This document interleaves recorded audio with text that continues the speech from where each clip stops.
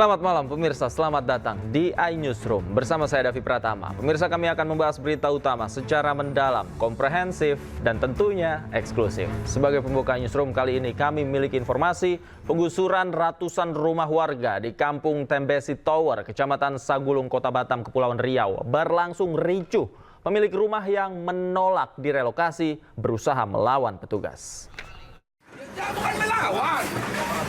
Kan melawan, kamu nggak mau. Ini istri saya ini. Jangan kayak gitu ke dia. Penolakan yang berujung keributan antara warga dengan petugas mewarnai penggusuran di Kampung Tembesi Tower, Kota Batam. Warga yang menolak direlokasi berusaha melawan petugas. Tolong, kerja minta. Kaki angkat kaki. Bahkan seorang ibu rumah tangga terpaksa diangkat paksa oleh polisi wanita yang bersiaga. Bayar apa kalau baik kayak gini caranya? Pemilik rumah terpaksa dievakuasi karena terus melarang petugas untuk masuk dan mengeluarkan barang-barang miliknya. Setelah dikosongkan, sejumlah alat berat kemudian dikerahkan untuk merobohkan sekitar 310 bangunan yang dihuni lebih dari 200 kepala keluarga. Warga yang menolak direlokasi mengaku kecewa dengan pemilik lahan yang belum memenuhi keinginan warga untuk membayar ganti rugi. Jadi kami ini semua mutar sana, mutar sini, mutar sana. Tapi berani enggak petugas itu, biar dia yang merobohkan rumah saya, kunci total rumah saya sekarang. Saya lihat dulu, itu melanggar hukum.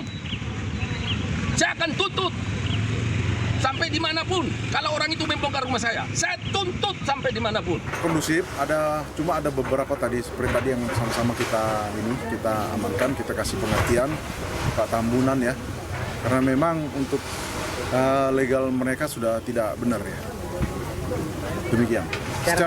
Secara keseluruhan berjalan dengan baik, kondusif, dan banyak rata-rata dari masyarakat yang sudah mengambil barangnya, meletakkan di luar untuk diangkut oleh tim.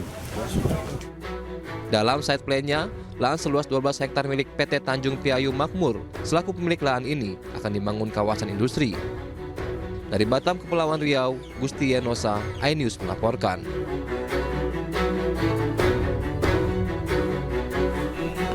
Pemirsa, PSSI resmi mengumumkan pengganti Shin Tae-yong untuk melatih timnas Indonesia. Seperti yang ramai dikabarkan, Patrick Kluivert jadi pelatih baru skuad Garuda.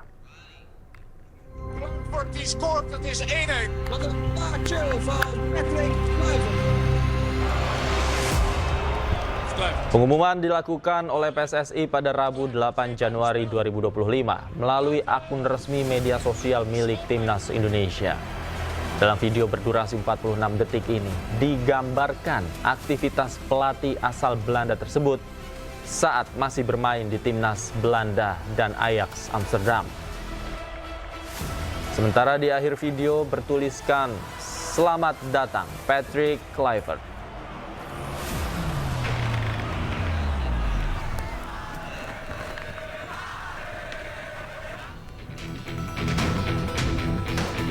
Dari unggahan media sosial timnas Indonesia, beragam komentar menghiasi video tersebut.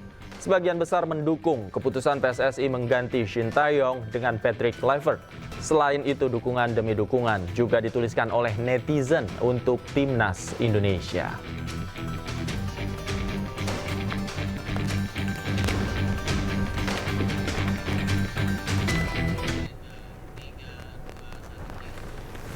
Selain dukungan, penunjukan Patrick Kluivert menangani timnas juga diwarnai penolakan di media sosial. Bahkan tagar Kluivert out sempat menjadi salah satu trending topik di media sosial. Selain prestasinya dianggap kurang mentereng, Patrick Kluivert juga disorot atas dugaan masalah di luar lapangan, seperti judi dan dugaan pengaturan skor.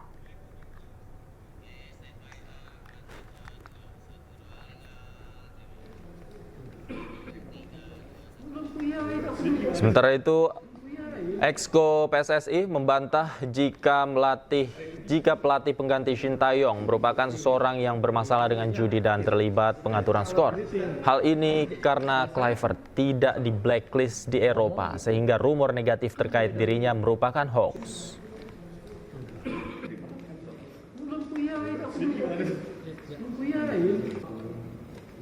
susah juga ya kita ngomong apa semua.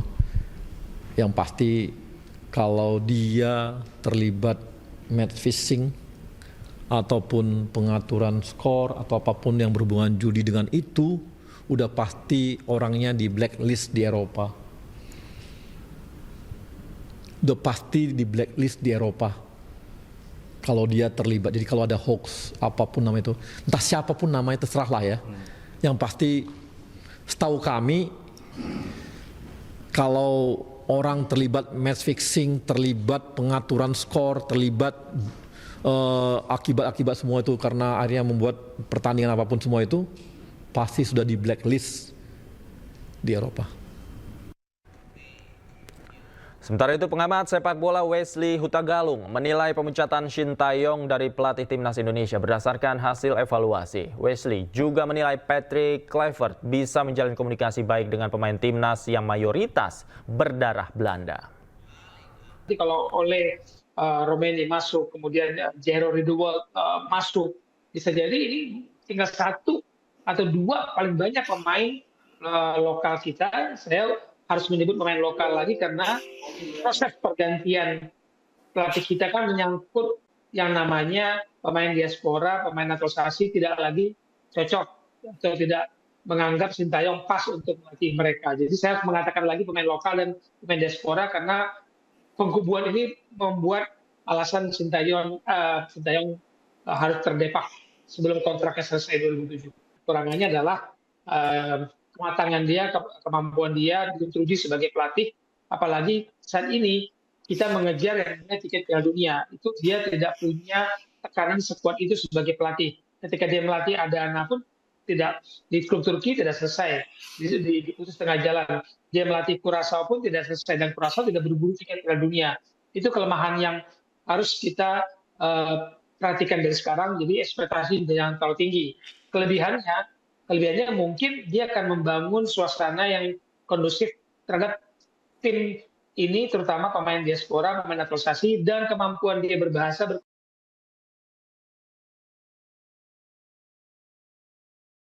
Timnas Belanda dan pernah memperkuat sejumlah klub di Eropa. Beragam prestasi sebagai pemain pernah ditorehkan Kluivert sebelum gantung sepatu dan beralih karir menjadi pelatih.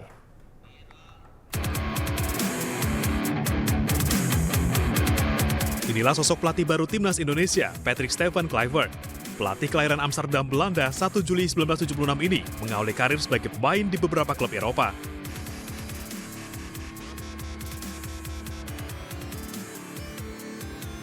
Di antaranya Ajax Amsterdam, AC Milan, Barcelona, Newcastle United, Valencia, PSV Eindhoven, dan klub Liga Prancis Lille. Sejumlah prestasi juga sempat ia torehkan. Berposisi sebagai striker, ia meraih gelar Eredivisie dan Liga Champions tahun 1994 bersama Ajax Amsterdam. Kemudian juara La Liga 1998 bersama Barcelona, serta juara Eredivisie bersama PSV Eindhoven tahun 2006.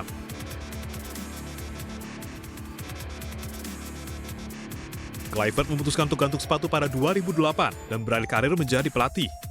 Namun belum ada prestasi mewah yang dicatatkan Kluivert sebagai pelatih. Ia pernah melatih FC Twente U21 pada 2011 hingga 2013, asisten pelatih timnas Belanda 2012, pelatih Curaçao 2015-2016, asisten pelatih Kamerun 2018, pelatih Curaçao 2021, dan pelatih tim Turki Adana Demirspor.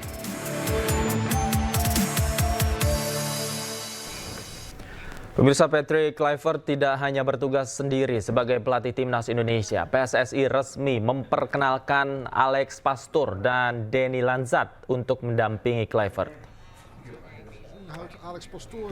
Alex Pastoor bernama lengkap Alexander Anton Aiko Pastoor, lahir di Amsterdam, Belanda pada 26 Oktober 1966. Selama menjadi pemain, Pastoor lama menghabiskan masa karirnya di FC Volendam, yaitu sejak 1989 hingga 1995. Ia juga pernah bergabung di Heerenveen, KRC Harelbeke, dan Austria Lustenau, hingga akhirnya gantung sepatu pada 2001. Ia mengawali karir sebagai pelatih untuk tim muda AZ Alkmaar pada 2001 hingga 2005. Karirnya sebagai pelatih kepala baru dimulai pada 2009 ketika bergabung bersama Excelsior. Ia diangkat menjadi manajer klub Eerste Divisi Almere City pada 2021 dan membawa Almere City ke Eredivisie pada musim 2022-2023. Is het dan noodzakelijk om gaan genieten? Voor de goede orde, je wil even een rustperiode, maar je bent nog niet gestopt als voetbaltrainer.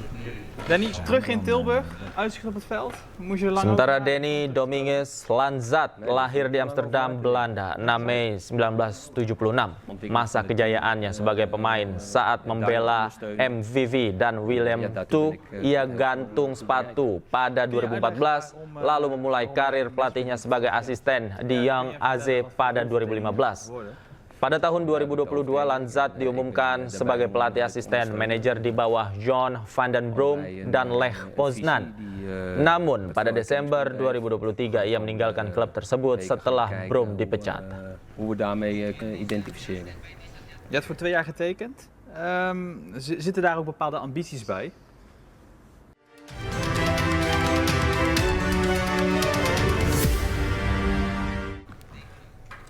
Kembali di Newsroom, pemirsa, kebakaran menghanguskan sebuah asrama pondok pesantren di Kabupaten Pinrang, Sulawesi Selatan. Seorang santri tewas karena terjebak api yang menghanguskan bangunan.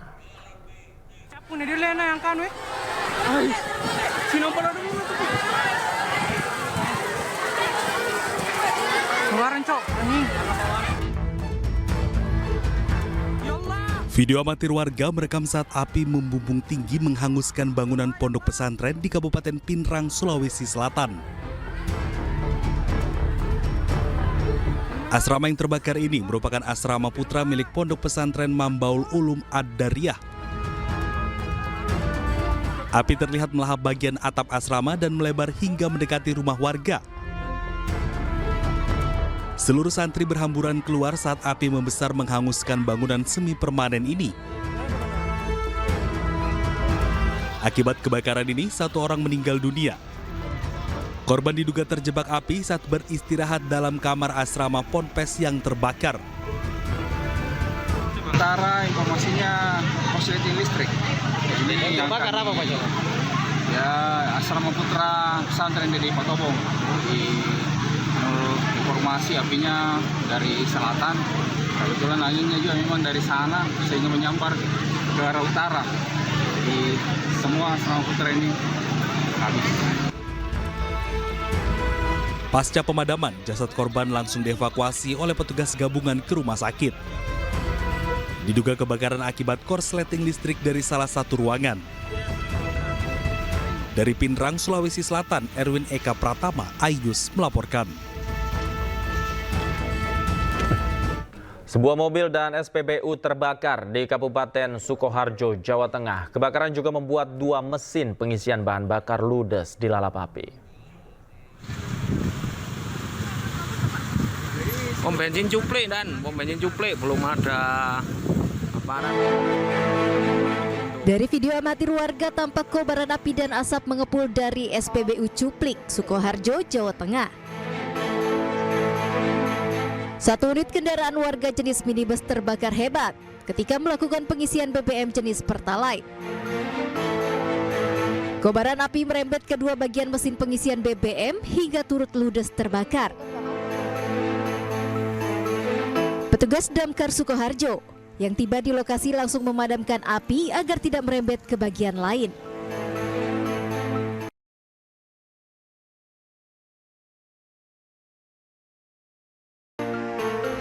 Dapat laporan dari kantor, lalu kami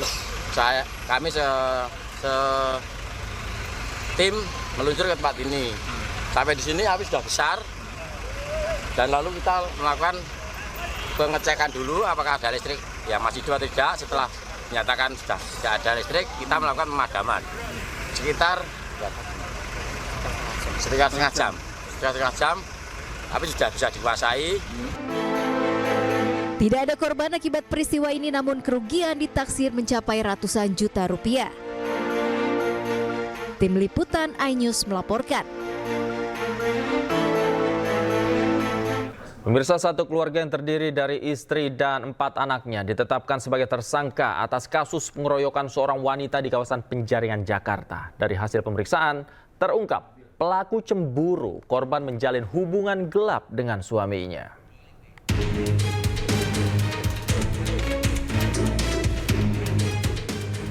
Lima pengeroyok seorang wanita hingga babak belur dan bahkan nyaris ditelanjangi di Jalan Raya Pluit Selatan, Penjaringan, Jakarta Utara ditetapkan sebagai tersangka.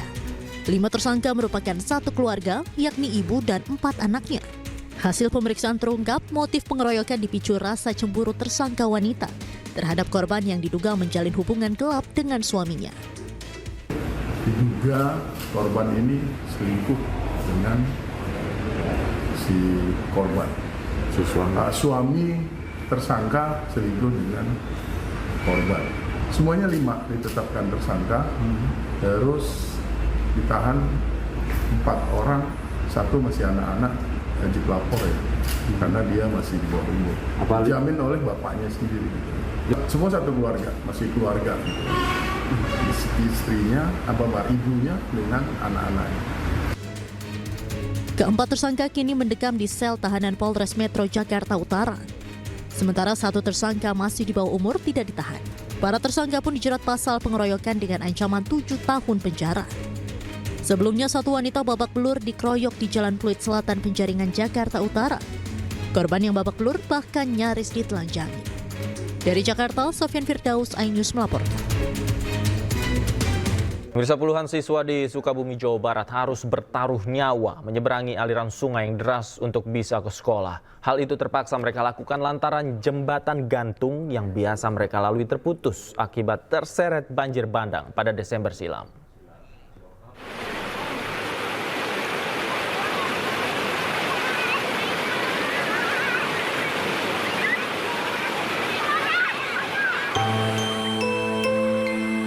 Seperti inilah perjuangan siswa-siswi sekolah dasar di Kampung Bojong Desa Mekarsakti, Kecamatan Waluran, Kabupaten Sukabumi saat akan pergi ke sekolah.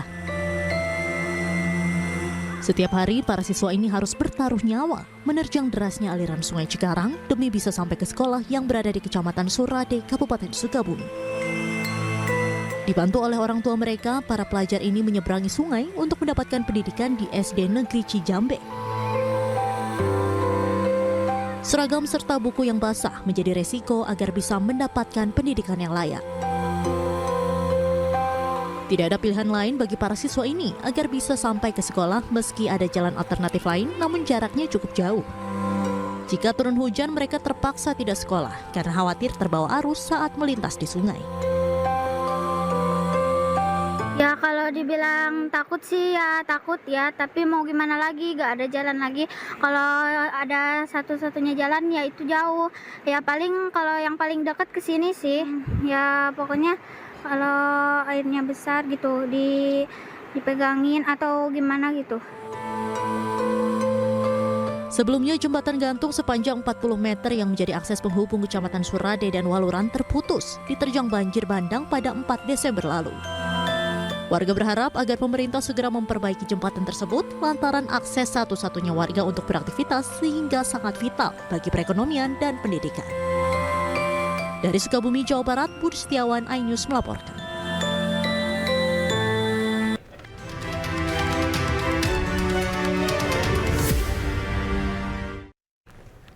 Pemirsa, Hakim Konstitusi Anwar Usman terjatuh dan harus diopnam di rumah sakit. Hal itu membuat sidang panel sengketa Pilkada Kabupaten Banjarbaru tertunda.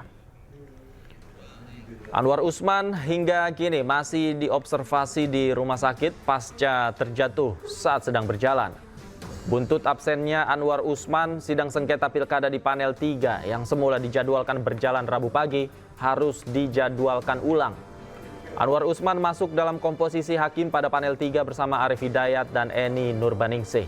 Semula, Anwar Usman akan menjalani sidang sengketa Pilkada Banjarbaru jam 8 pada Rabu pagi. Namun karena ia tiba-tiba terjatuh dan diopnam di rumah sakit, sidang panel 3 menjadi tertunda.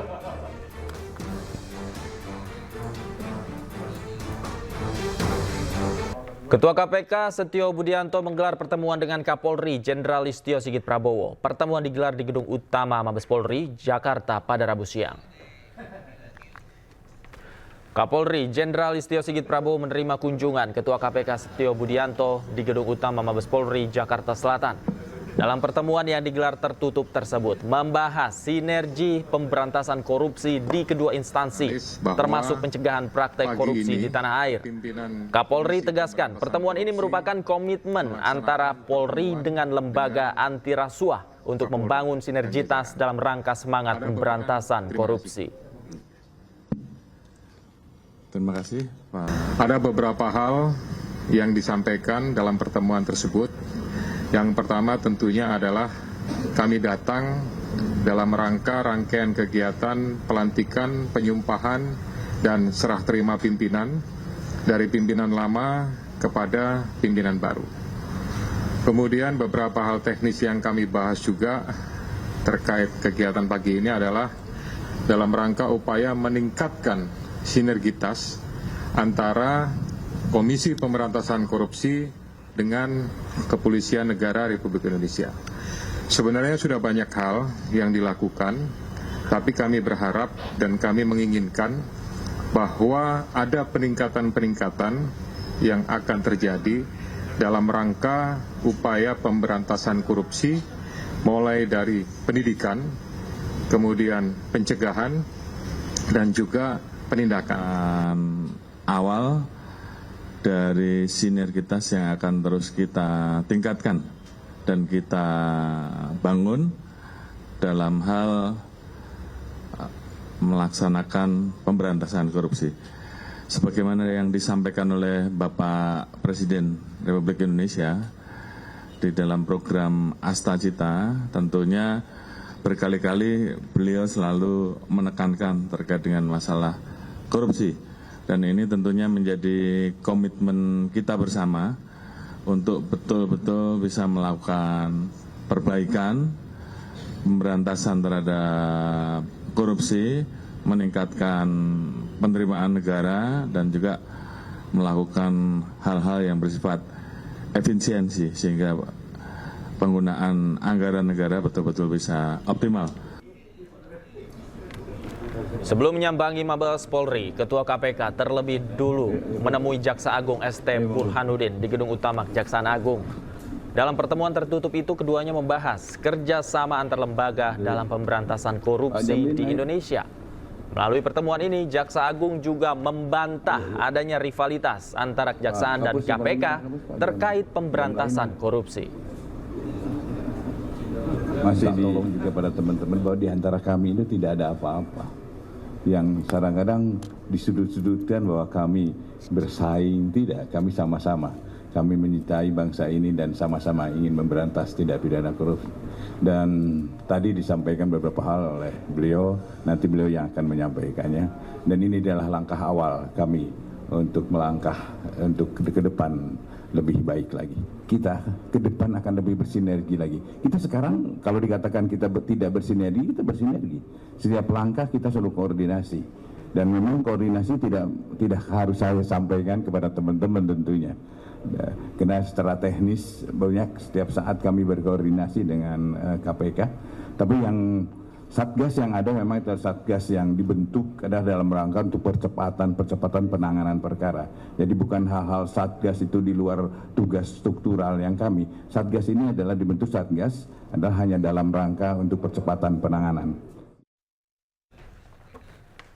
Rumah Sekjen PD Perjuangan Hasto Kristianto di kawasan Kebagusan, Jakarta Selatan digeledah penyidik KPK. Penggeledahan dilakukan hampir bersamaan dengan penggeledahan rumah Hasto lainnya di Bekasi, Jawa Barat.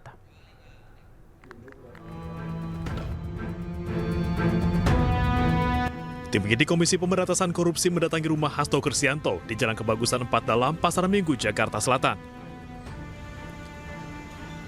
Kedatangan tim penyidik KPK pada Selasa malam menggunakan 8 mobil.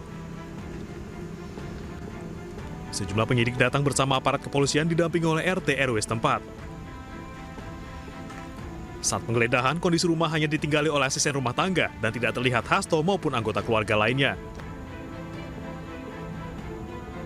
Sebelumnya, KPK juga menggeledah rumah Hasto Kristianto di Bekasi, Jawa Barat. Kediaman Hasto digeledah terkait kasus perintangan penyidikan yang melibatkan buronan Harun Masiku dan mantan Komisioner KPU Wahyu Setiawan.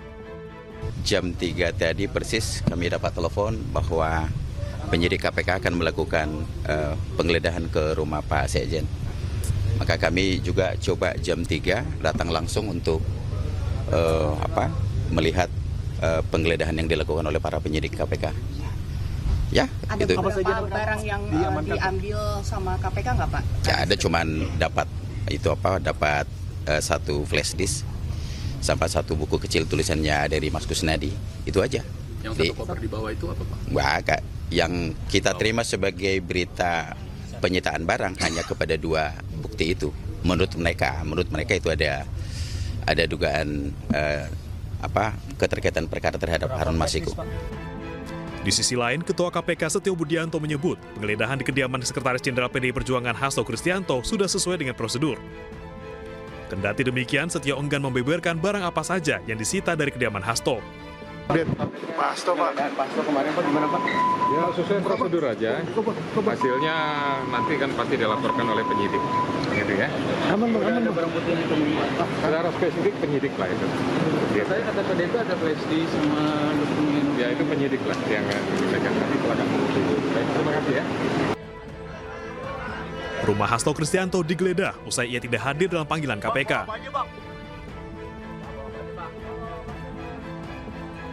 Tidak hadirnya Hasto pada panggilan pertama disebabkan adanya urusan partai yang bersifat penting pada saat surat panggilan KPK dilayangkan. Dari Jakarta, tim liputan iNews melaporkan.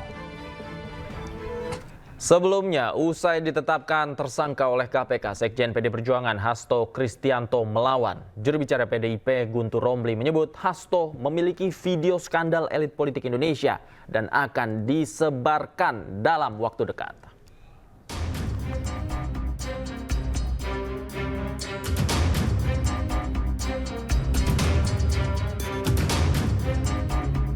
KPK menetapkan Sekjen PDI Perjuangan Hasto Kristianto sebagai tersangka dalam kasus suap bersama Harun Masiku.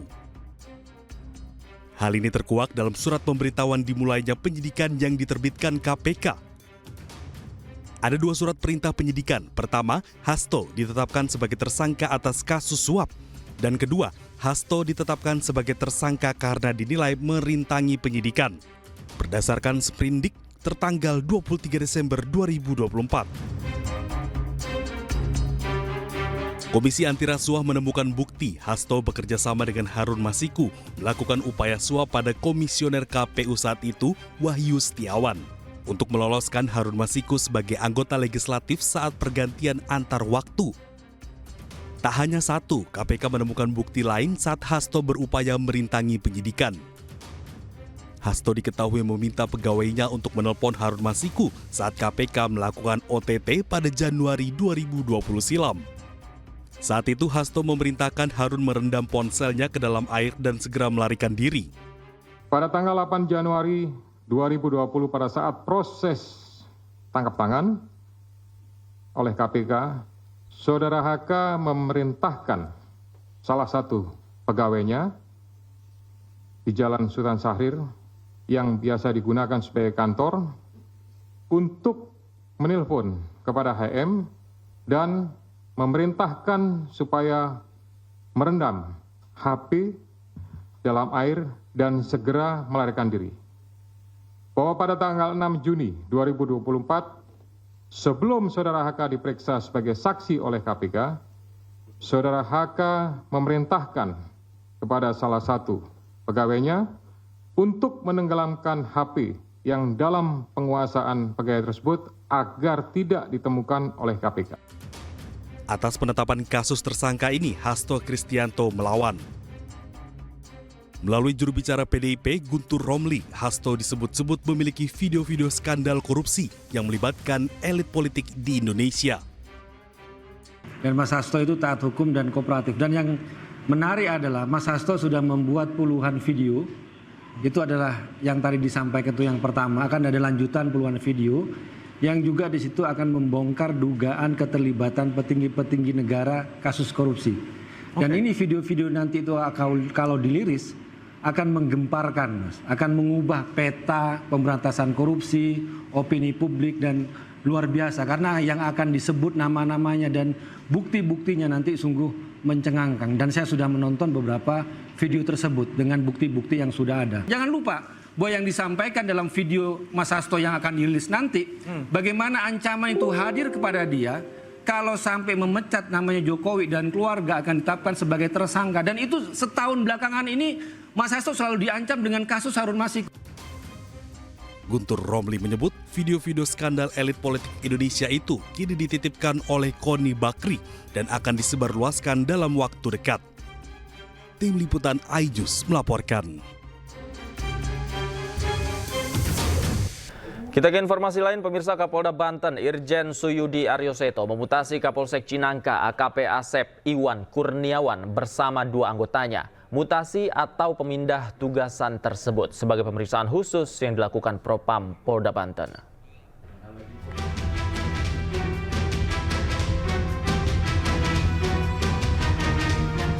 Menindaklanjuti peristiwa adanya pelanggaran yang dilakukan Kapolsek Cinangka AKP Asep Iwan Kurniawan bersama 2 anggotanya, membuat Kapolda Banten Irjen Pol Suyudi Aryoseto memutasi personil yang bersangkutan. Hal ini berdasarkan surat telegram Kapolda Banten tentang mutasi personil di lingkungan Polda Banten dalam rangka pemeriksaan oleh bidang profesi dan pengamanan.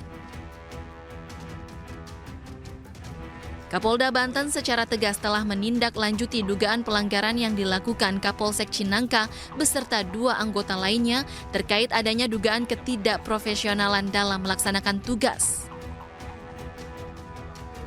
Dengan TR yang tandai Bapak Kapolda bahwasanya ada mutasi jabatan di lingkungan Polda Banten, yaitu Kapolsek Cinangka dan 2 anggota lainnya terkait dengan apa yang telah terjadi, yaitu mempertanggungjawabkan dan saat ini sedang nanti mutasinya di Yanma untuk proses pemeriksaan oleh Bitpropam. Sebelumnya seorang pemilik mobil rental tewas ditembak pelaku penggelapan mobil di res area kilometer 45 di Kecamatan Jayanti, Kabupaten Tangerang, Banten pada Kamis dini hari. Korban tewas akibat luka tembak di bagian dada, sedangkan rekannya kritis lantaran terkena tembakan di bagian sisi perut saat akan mengamankan mobil miliknya. Dari Serang, Banten, Mahesa Apriandi, iNews melaporkan. Pemirsa, keluarga korban penembakan di res area 45 Tol Tangerang Merak membantah bahwa pihaknya sempat mengeroyok pelaku penembakan. Pihaknya juga menyesalkan pernyataan TNI Angkatan Laut yang menyebut adanya pengeroyokan kepada pelaku yang memicu aksi penembakan tersebut.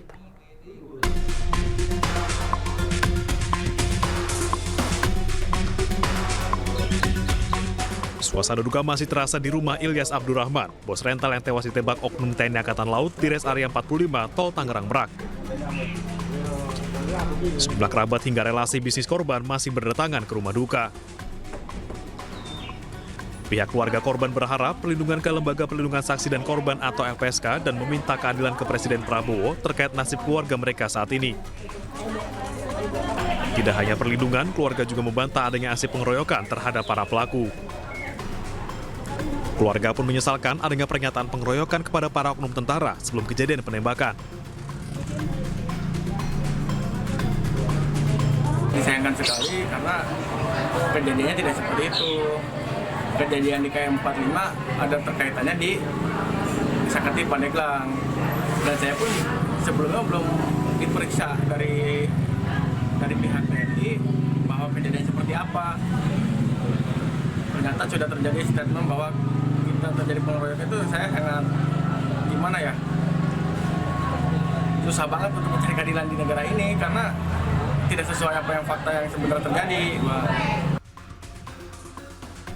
Sebelumnya, Panglima Komando Armada RI Laksamana Madya TNI Denny Hendrata mengakui orang yang menembak pemilik rental mobil hingga tewas adalah prajurit TNI AL. Pihak yang menyebut salah satu dari 3 anggota TNI AL tersebut dikeroyok oleh orang tidak dikenal yang diduga rombongan korban. Anggota yang pada saat itu berada di Pangkalan Pondok Dayung, yaitu Sertu AA, Sertu RH, dan KLKBA di mana mereka mengalami pengeroyokan oleh sekitar 15 orang tak dikenal di rest area kilometer 45 tol Merak Tangerang. Insiden berpangkal dari permasalahan pokok yaitu pembelian mobil. Sebelumnya, bos rental mobil Ilyas Abdurrahman merenggang nyawa di rest area kilometer 45 tol Tangerang Merak pada Kamis 2 Januari. Korban tewas saat akan mengambil mobil rentalan miliknya yang digelapkan oleh pelanggannya sendiri. Dari Kabupaten Tangerang, Banten, Aimarani, iNews melaporkan.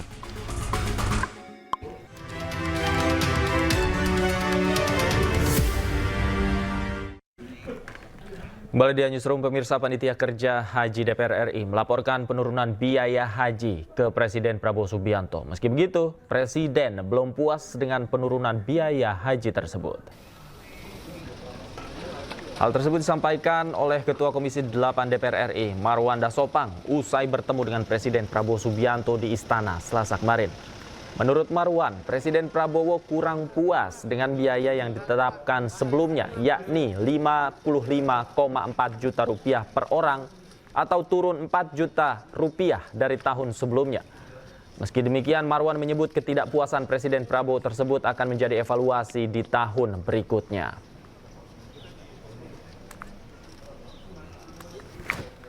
Tentu Pak Presiden mengucapkan terima kasih ke para anggota Panja, tetapi kelihatannya Pak Presiden masih belum puas. Masih kepingin sebetulnya masih di bawah itu. Tentu apakah ini menjadi kajian ulang kami, mungkin saja periode ini tidak karena sudah diambil keputusan, tetapi menjadi catatan kami, Komisi 8, bahwa arahan Pak Presiden sepertinya menginginkan sebetulnya di bawah itu. Sementara itu, Presiden Prabowo Subianto juga mengaku siap mengerahkan alokasi dana dan sumber daya untuk menyukseskan program makan bergizi gratis. Prabowo juga menegaskan pihak yang tidak mendukung program makan bergizi gratis agar keluar dari pemerintahan yang dipimpinnya. Kemudian program makan bergizi, Kepala Badan Gizi Nasional dan semua KL untuk siapkan segera kita mulai dengan bergerak cepat, tepat sasaran, terukur, tapi jangan takut dengan kesulitan. Saya masih mendengar beberapa tokoh meragukan kemampuan kita untuk melaksanakan itu. Saya tidak katakan bahwa ini bisa selesai dalam 1 minggu, 2 minggu, atau 3 bulan. Tidak ada di antara kita yang punya tongkat Nabi Sulaiman. Tapi kita bisa berhitung, kita bisa mengelola, kita bisa alokasi dana, kita bisa kerahkan sumber daya. Dan kita akan mencapai target yang kita tentukan. Saya akan yakin, saya pertaruhkan kepimpinan saya. Bagi saya, makan bergizi untuk anak-anak dan ibu hamil ini adalah strategi. Yang tidak mendukung hal ini, silakan keluar dari pemerintah yang saya pilih. Pemirsa, program makan bergizi gratis bukan hanya ditujukan bagi siswa-siswi sekolah, namun juga ditujukan kepada balita dan ibu hamil. Sementara di hari ketiga pelaksanaan makan bergizi gratis, para siswa di SD Baru Nuawati, 2 Jakarta Barat tetap antusias.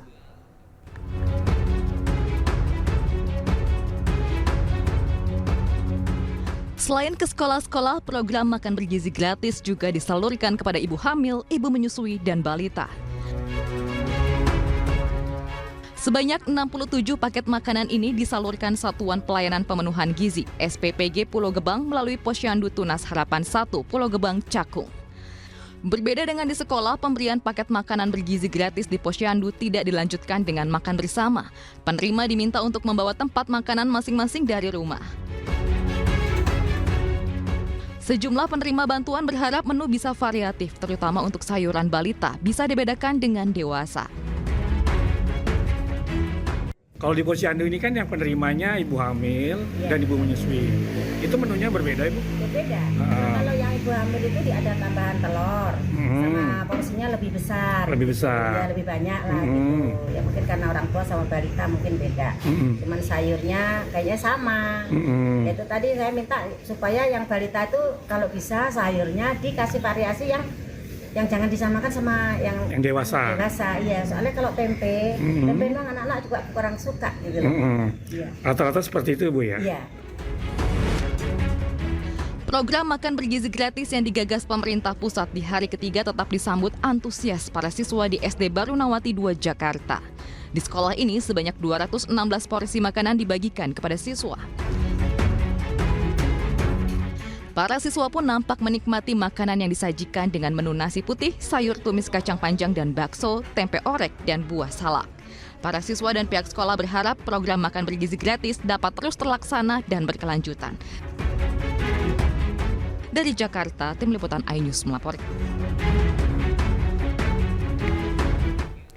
Hari ketiga program makan bergizi gratis berlangsung di 26 provinsi di Indonesia, termasuk di Jakarta. Dan seperti apa antusias siswa serta apa saja menunya? Kita simak laporan rekan kami Henry Aprila dan juru kamera Dias Triawan di SMP 1 Barunawati, Jakarta. Ya pemirsa, kalau program makan bergizi gratis ini sudah memasuki hari ketiga, tandanya untuk program makan bergizi gratis ini kami pantau di SMP 1 Barunawati yang berada di Palmerah, Jakarta Barat. Kalau kami pantau ini saat ini kami sudah berada di tingkat SMP, tepatnya di kelas 7. Ini para siswa dan juga siswi menikmati makanan dari atau menyantap program makan bergizi gratis ini dengan enak dan juga baik. Kemudian kalau misalnya kami lihat menu untuk hari ini memang cukup bervariasi karena setiap menunya tepatnya di SPPG Jakarta Barat di Palmerah ini menyediakan sebanyak 40 menu yang berbeda di setiap bulannya. Dan untuk di setiap hari Jumat ini ada menu yang spesial. Bahkan kalau untuk hari ini menunya ini hanya dengan ikan, kemudian juga ditambah dengan tempe orek, kemudian juga ada sayuran ini tumis dan juga untuk buahnya ditambahkan dengan salak dan juga nasi. Nah, ini ada yang berbeda kalau untuk hari ini tidak menggunakan susu karena kalau untuk susu sendiri ini hanya digunakan 2-3 kali dalam 1 minggu. Nah, kalau untuk mengetahui bagaimana antusias ataupun rasa dari makanan ini sendiri, kita sudah bersama dengan salah satu siswi yang berada di kelas 7 di SMP 1 Barunawati. Halo Ade, kalau boleh tahu dengan Ade siapa nih? Nama saya Fani. Fani, kalau boleh tahu menu hari ini apa aja nih? Ada yang suka dan nggak suka nih? Gak nih? Kebetulan suka semua karena di sini ada tempe orek, terus ada sayur buncis, ada buah salak, ada ikan, sama juga nasi. Kalau boleh dipilih untuk menu sekarang, menu kemarin akan yang mana nih? Yang ini jujur karena ada ikannya. Oke, baik, sebelumnya terima kasih, selamat melanjutkan makannya kembali. Ternyata kalau untuk harapan dan juga tanggapan dari para siswa dan juga siswi, memang mereka sangat suka sekali dengan menu-menu yang ada. Tentunya harapannya ini dapat berjalan dengan baik dan tentunya juga dapat memberikan gizi yang baik untuk kedepannya. Dari Jakarta, Henry Afrila dengan juru kamera Dias Triawan, iNews melaporkan. Memasuki hari ketiga program makan bergizi gratis, ada sejumlah daerah yang terpaksa menunda program tersebut. Salah satunya di Kabupaten Blora, Jawa Tengah yang tertunda lantaran belum menerima sejumlah peralatan dapur. Dan pemirsa, informasi yang akan hadir ini sekaligus mengakhiri jumpa kita di iNewsroom malam hari ini. Cuplikan tayangan berita iNews dapat Anda saksikan di kanal YouTube @officialinews. Dan sesaat lagi rekan saya Abraham Silaban akan hadir dalam program The Prime Show. Akhir kata saya Davi Pratama pamit undur diri. Terima kasih, selamat malam dan sampai jumpa.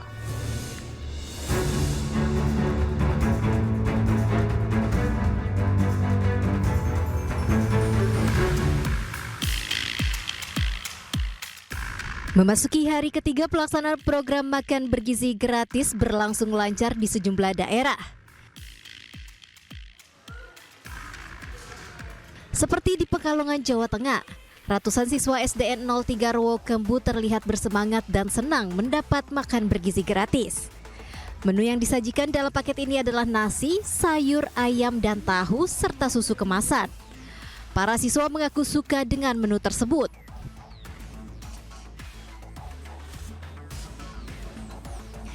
Di Medan, Sumatera Utara, Satuan Pelayanan Pemenuhan Gizi mendistribusikan 471 porsi paket makanan bergizi gratis di 2 sekolah dasar di Jalan 5, Medan Timur.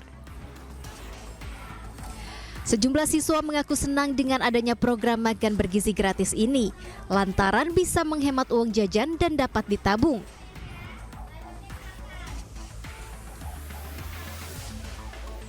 Di Kupang, Nusa Tenggara Timur, ratusan siswa sekolah dasar menikmati makan bergizi gratis yang dilaksanakan pada jam istirahat.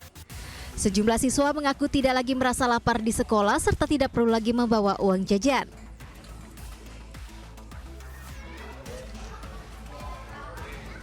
Di Lampung Timur, anggota Polsek Pasir Sakti mengadakan program makan bergizi gratis di beberapa sekolah dasar di desa setempat.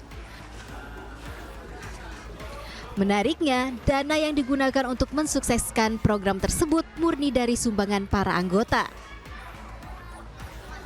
Inisiatif ini muncul lantaran daerah tersebut belum tersentuh program makan bergizi gratis dari pemerintah.